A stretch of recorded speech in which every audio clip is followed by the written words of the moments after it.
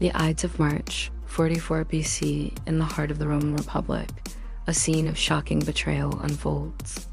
Julius Caesar, the most powerful man in Rome, enters the Senate, greeted by men he considers allies, friends, but their smiles hide daggers.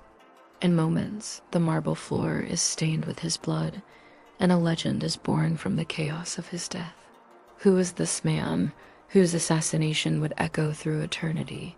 And how did his ambition reshape the entire Western world? To understand the legend, we must go back to the beginning. Gaius Julius Caesar was born into a prestigious patrician family, but one with little wealth or influence. From a young age, he was sharp, ambitious, and charismatic.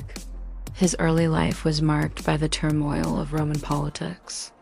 He received a fine education in rhetoric and philosophy, honing the skills that would later make him a master orator. In a now famous tale, he was captured by pirates as a young man. Instead of cowering, he laughed at their small ransom demand, insisting they ask for more, befitting his status. He treated them as his subordinates, promising to return and crucify them all. Once freed, he did exactly that. This single event revealed the core of his character: audacious, confident, and utterly ruthless when necessary. His political career began climbing the cursus honorum, the traditional sequence of public offices. He became known for his populist stances, siding with the common people, which won him immense popularity, but also the suspicion of the conservative aristocratic senators. He knew that to achieve ultimate power, he needed more than just political savvy. He needed military glory.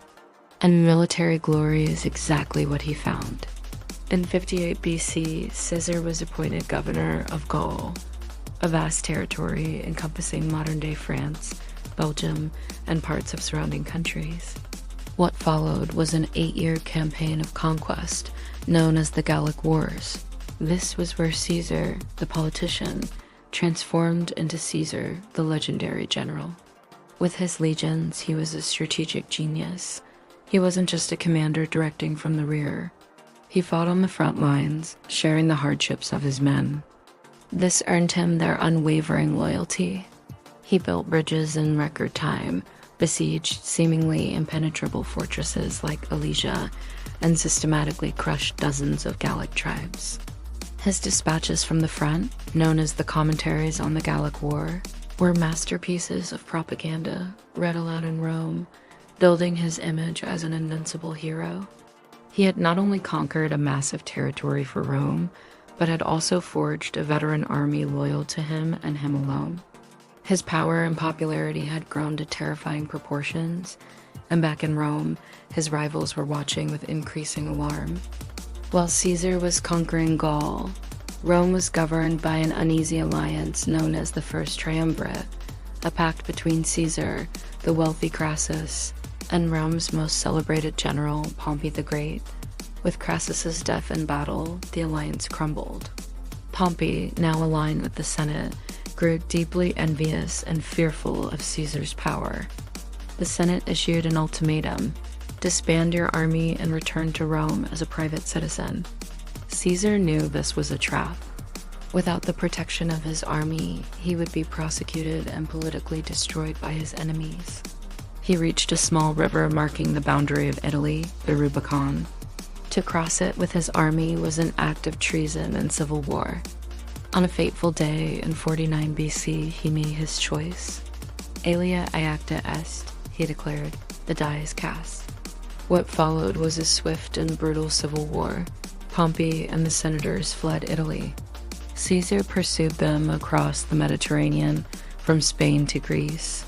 The decisive battle came at Pharsalus, where Caesar's smaller veteran army crushed Pompey's larger force. Pompey fled to Egypt only to be assassinated. Caesar had won. The Republic was his. Returning to Rome, Caesar was no longer just a general or a consul. He was the undisputed master. He was appointed dictator, first for 10 years and then for life. He began a sweeping program of reforms aimed at stabilizing the fractured republic. He famously reformed the calendar, creating the Julian calendar that, with minor adjustments, we still use today. He launched massive public works projects, creating jobs for the poor. He granted citizenship to people in the provinces and reformed the corrupt tax system. While these reforms were popular with the masses, his consolidation of power deeply troubled the Roman aristocracy. They saw their traditions of shared governance being dismantled. To them, Caesar wasn't a savior. He was a king in all but name, an existential threat to the Roman Republic itself. Whispers of conspiracy began to echo in the halls of the Senate. The liberators, as they called themselves, believed only one act could restore the Republic: assassination.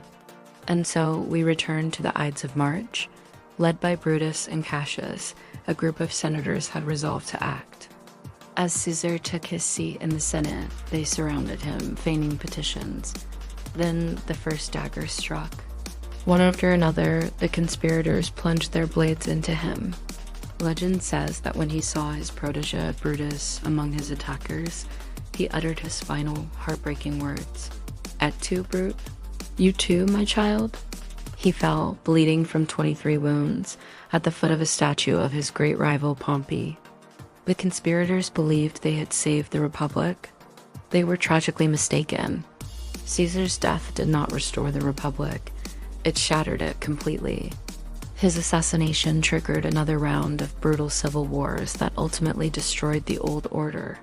His adopted son, Octavian, would rise from the chaos, defeat Caesar's assassins, and, taking the name Augustus, become Rome's first emperor. Julius Caesar's life marked the definitive turning point from republic to empire. His name became a title for emperors, Kaiser in German, Tsar in Russian. His military strategies are still studied today. His ambition, his brilliance, and his tragic end have made him one of history's most compelling and influential figures. He was a general, a politician, a writer, a reformer, and ultimately, a legend who, in death, became more powerful than he ever was in life. Thank you for watching.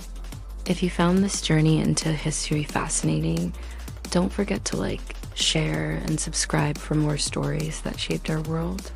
See you next time.